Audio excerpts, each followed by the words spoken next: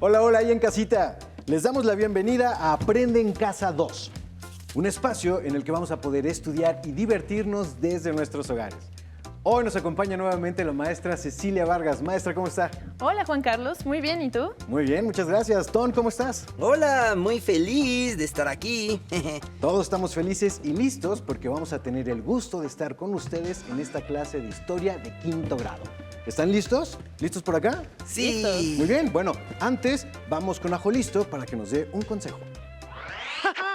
Me da mucho gusto saludarlos. Espero que estén muy bien.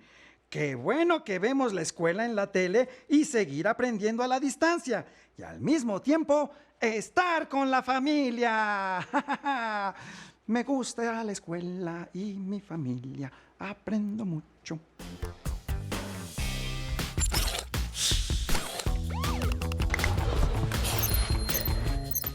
¡Atención! ¡Atención! A continuación, información importante. Lavarnos las manos varias veces al día es importante para prevenir cualquier enfermedad. Sigue estos pasos para hacerlo correctamente. Moja tus manos. Usa suficiente jabón. Frota tus palmas una con la otra. Ahora, frota la palma de una de tus manos contra el dorso de la otra, entrelazando los dedos. Repite lo mismo con la otra mano. Frota los dedos. Ahora haz como que rasguñas la palma de tus manos para lavar tus uñas. Enjuaga tus manos con agua. Sécalas con una toalla. ¡Y listo! ¡Tus manos están limpias! Si no tienes agua y jabón, usa desinfectantes a base de alcohol. ¡Cuídate! Listos, ahora sí. Hola. Esperamos que estén listos para su clase de historia del día de hoy. Recuerden tener a la mano su cuaderno y lápiz para tomar nota de lo que aprendamos y sobre todo su libro de texto, que es nuestra principal herramienta de consulta en estos momentos.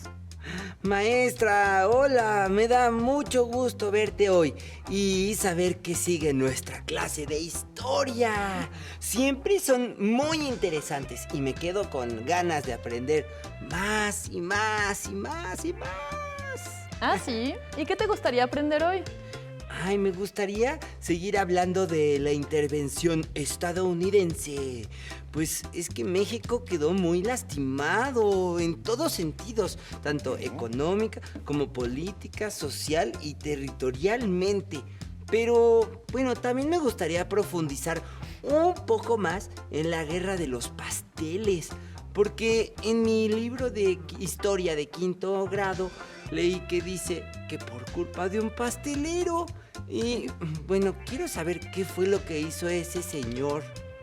Ay, pues me da mucho gusto ver tu entusiasmo y tu curiosidad, Ton, porque todavía nos falta aprender sobre algunos acontecimientos de la primera mitad del siglo XIX para que después podamos comprender qué fue lo que sucedió durante la segunda mitad de ese siglo. Recuerda que en la historia los hechos nunca suceden porque sí, sino que son resultado de varias causas, de la combinación de varias situaciones que se van desencadenando entre sí. Entonces, sabiendo esto, vamos a profundizar un poco más en la guerra de los pasteles que tanto le gusta a Ton. Sí, me parece perfecto. Yo también quiero aprender más porque pues, siempre me ha dado muchísima curiosidad que le llamemos guerra de los pasteles. A esa intervención militar francesa se me hace como muy raro los pasteles. ¿Por qué? Claro, vamos a platicar justo sobre eso. Ah, yo no sé por qué le dicen así. Supongo que se agarraron a pastelazos, ¿no? No. Bueno, Entonces, supones ¿por bien, qué? pero no fue que se hayan agarrado a pastelazos, no. Entonces, ¿por qué se llama así? Mira, ¿por qué mejor no abrimos nuestro libro de texto en la página 34 y así podemos enterarnos qué fue lo que pasó? Me parece muy buena tu recomendación, Juan Carlos. Pero antes de comenzar la lectura, para que todos los alumnos y las alumnas que nos ven desde casa puedan comprenderlo mejor, vamos a comenzar haciendo un breve recuento de lo que hemos visto hasta ahora. A ver, Ton, ¿cómo era la situación de México después de que logró su independencia? Pues yo me acuerdo que había muchos problemas. Sí, muchos problemas. Así es, ¿como cuáles? Ah, pues... a ver, maestra, durante las clases hemos aprendido que después de la guerra de independencia, la economía de nuestro país pues quedó muy débil. Así es. ¿Qué Después más? recuerdo también que hubo una serie de conflictos armados por las diferentes posturas políticas para encontrar una forma de gobierno. Así es. Mira, yo ¿Algo también más? me acuerdo que dijimos que la población estaba muy dividida entre los que vivían en situación de pobreza y los demás que tenían pues muchas comodidades. Así es, había una gran desigualdad social. ¿Qué Mucho. más? Ah, otra cosa muy importante, maestra, es que en un inicio muchos países no nos reconocían como país independiente. Excelente, Ton. Veo que han puesto atención y que han aprendido mucho, ¿eh? Efectivamente, la situación en la que se encontraba nuestro país hizo que los países extranjeros quisieran venir a comerciar y obtener beneficios económicos. Imagínense, después de 300 años en los que España había prohibido que sus colonias comerciaran con otras potencias europeas, pues la verdad es que cuando se independizaron por fin los países americanos, las potencias europeas vieron que era una enorme oportunidad para nuevos negocios y ganancias. Uf. Y así es, bueno, ya vimos en el libro de texto, en clases anteriores, que entre estos países estaba Inglaterra, Francia y, como ya vimos, también Estados Unidos. Así es. Muchos comerciantes extranjeros llegaron a establecer sus negocios en nuestro país, pero el problema era que debido a los constantes conflictos entre grupos internos, era muy frecuente que sus negocios resultaran dañados. ¿Y qué pasaba con esos negocios?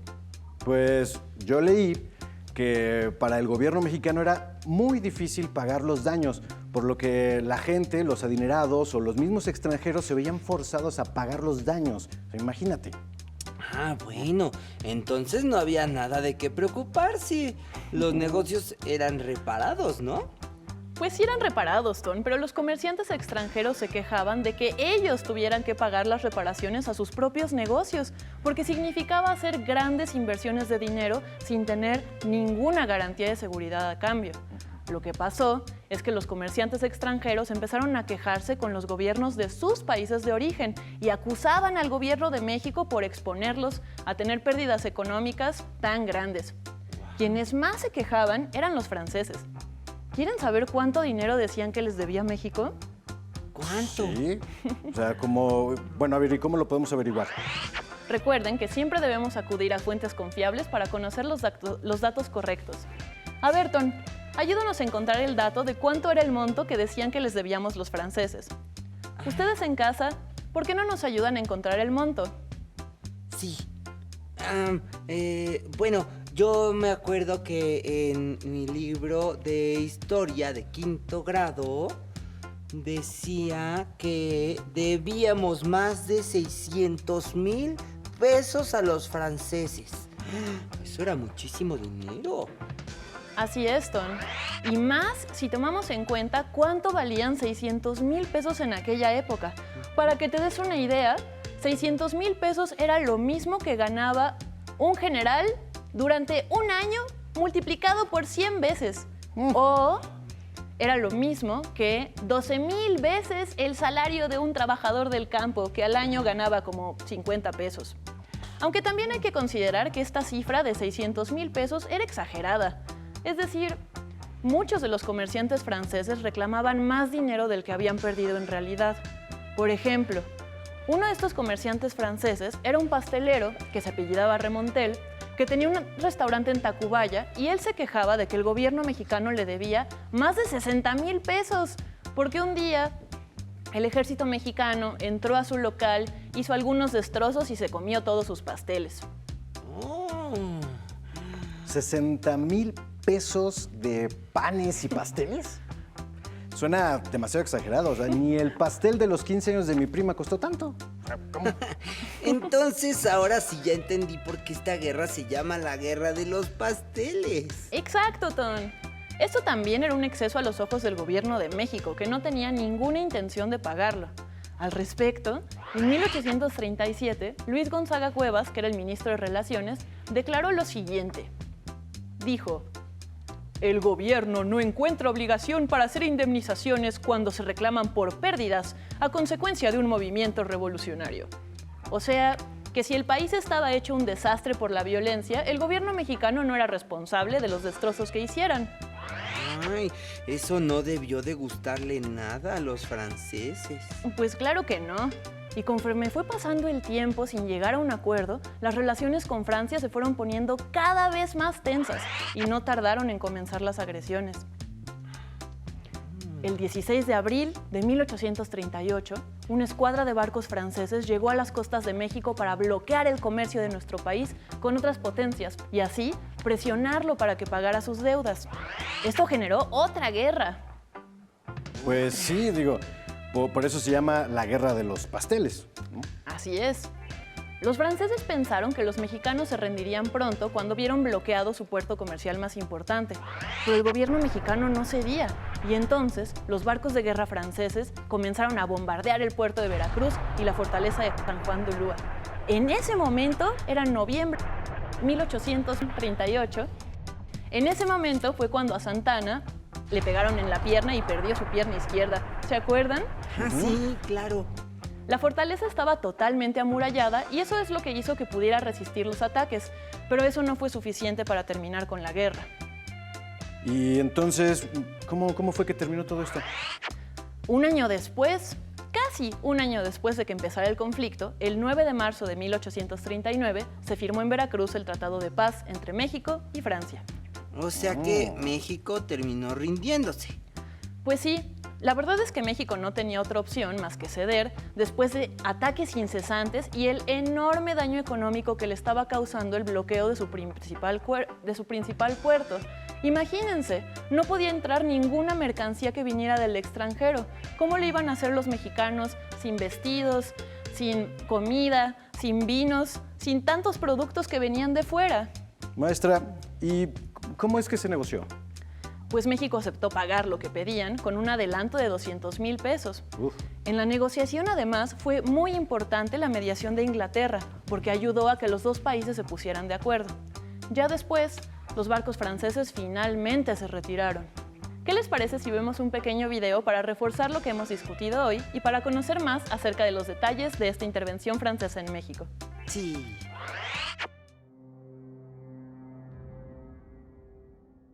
La primera intervención francesa, conocida como la Guerra de los Pasteles, tuvo como pretexto las reclamaciones de los franceses radicados en el país por afectaciones económicas derivadas de las guerras civiles entre federalistas y centralistas. Una de ellas fue la de un pastelero de Tacubaya, de apellido Remontel, quien demandaba el pago de 60,000 pesos por daños sufridos en su local. El ministro de Relaciones, Luis Gonzaga Cuevas, afirmó que si bien los cargos se referían a daños sufridos por algunos extranjeros a causa de las revueltas políticas, no era exclusivo de ellos. Declaró que el gobierno mexicano no estaba obligado a resarcirlos, lo que tensó la relación entre los dos países. El representante de Francia, Barón de Fodí, defendió las reclamaciones por pillaje y destrucción de las propiedades de los súbditos franceses, y el 16 de enero de 1838 abandonó la capital mexicana. En marzo, una escuadra de la Marina Real Francesa fondeó en las costas de Veracruz. El 21 de marzo, el ministro de Fodí, a bordo de la fragata L'Herminie, emitió un ultimátum al gobierno mexicano, en el que le exigió el pago de 600,000 pesos por reclamaciones e intereses, el retiro de oficiales y la excepción de préstamos forzosos o la intervención en el comercio de los franceses en México. El gobierno mexicano respondió que los barcos franceses debían retirarse de las costas veracruzanas, y si bien el representante mexicano reconoció la indemnización de los 600,000 pesos, no dio ninguna garantía para hacerla efectiva, ni se dio en otorgar exención a los franceses de la prohibición del comercio al menudeo ni de los préstamos forzosos. El 16 de abril, el comandante Bazoche rompió relaciones con México e impuso un bloqueo en la costa del Golfo de México, acción que agravó la situación del erario nacional. El fuerte de San Juan de Ulúa fue bombardeado por los franceses el 27 de noviembre de 1838 y al día siguiente tomaron la fortaleza. El presidente Bustamante encargó la defensa de Veracruz a Antonio López de Santana, quien logró escapar de ser aprehendido, pero fue herido. El 22 de diciembre, el ministro plenipotenciario de Inglaterra Richard Pakenham, llegó a Veracruz con una escuadra británica formada por 11 barcos y 370 cañones, con el ofrecimiento de ser mediador entre los dos países. Tras 2 días de negociaciones, llegaron a un acuerdo para establecer el Tratado de Paz que fue firmado el 9 de marzo de 1839. El tratado constaba de 5 artículos. 1. Se declaró la paz entre Francia y México. 2. El fuerte de San Juan de Ulúa sería restituido a México en las condiciones en que se encontraba en ese momento. 3.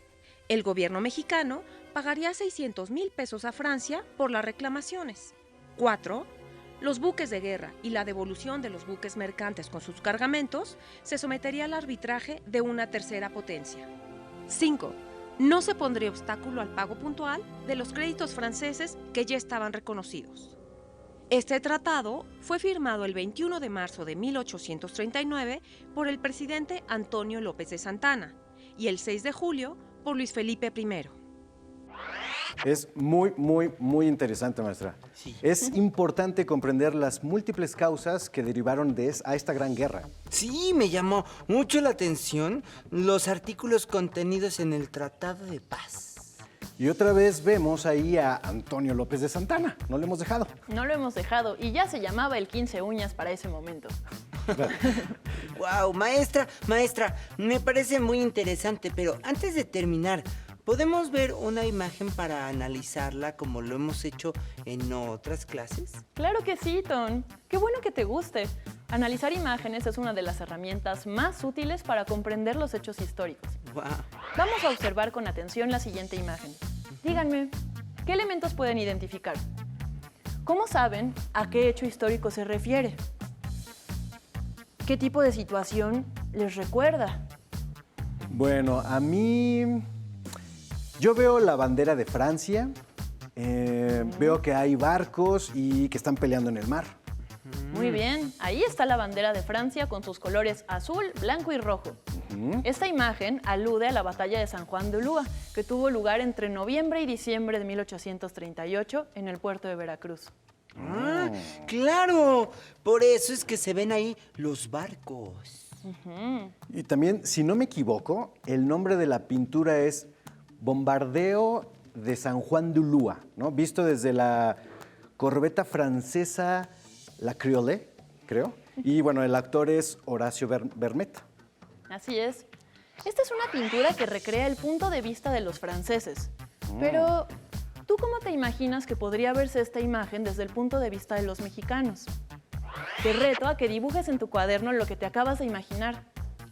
Me da mucho gusto que les haya interesado tanto el tema del día de hoy. Y veo que ustedes ya conocían algunas cosas, ¿eh? Esto es todo por hoy. Hemos llegado al final de la clase. Gracias, maestra, me gustó mucho y ya entendí muy bien la guerra de los pasteles. Y qué bueno que no se trató de una invasión de pasteles mutantes o algo así. Ay, Ton, tú y tus ocurrencias, ¿eh? Híjoles. Gracias a todas y a todos los estudiantes que nos acompañaron hoy.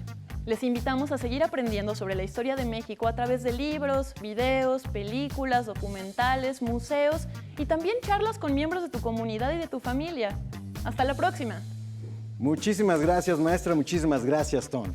Agradecemos a los maestros y maestras que nos acompañaron el día de hoy. Gracias. Hemos terminado con Por culpa de un pastelero. Esperamos lo hayan disfrutado tanto como nosotros. A continuación, educación física. Hasta la próxima. Pero antes, a movernos un poco.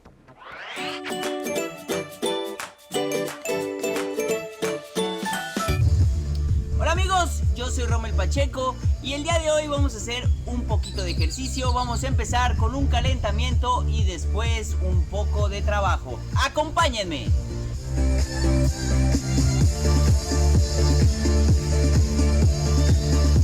Vamos a empezar moviendo la cabeza. 1, 2, 3, 4, 5, 6, 7, 8. Hacia el otro lado. 1, 2, 3, 4, 5, 6, 7, 8. Los brazos hacia adelante. 2, 3, 4, 5, 6.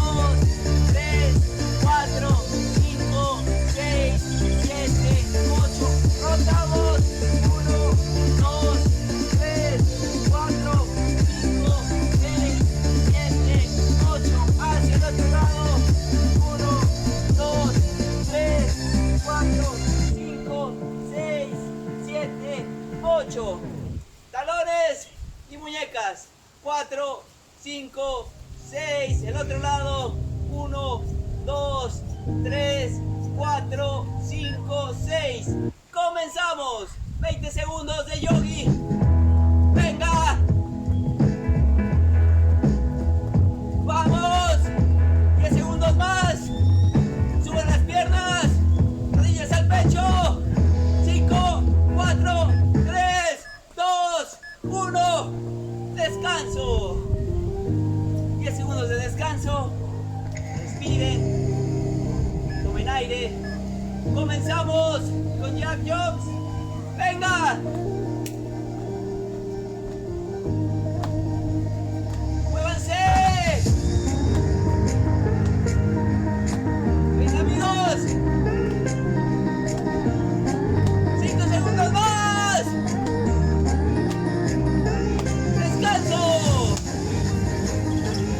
Respiren. Tomen aire. Comenzamos con sentadilla.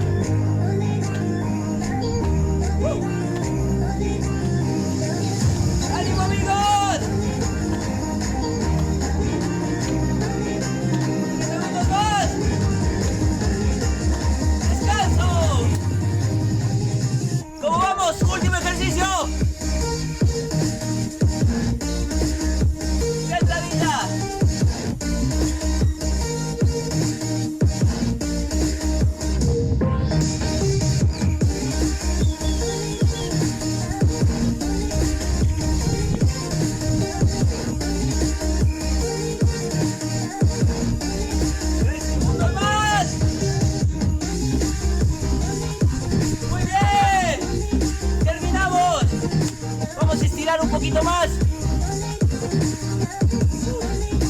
Primero respiramos, inhalamos, abriendo brazos. Exhalamos. Inhalamos. Exhalamos. Una vez más. Inhalamos. Exhalamos. Abrimos el compás hacia la derecha. Hacia el otro lado. Giramos. Cambiamos de lado. Jalamos la pierna hacia atrás. La otra. Y con eso terminamos el día de hoy. Espero les haya gustado. Sigan estudiando y haciendo ejercicios. Se despide su amigo Rommel Pacheco. En México, el 2 de noviembre festejamos el Día de los Fieles Difuntos. Por eso, no tendremos clases, sino una programación de entretenimiento. No te la pierdas. Si no tienes el libro de texto o necesitas ayuda para responder tus dudas, contáctanos.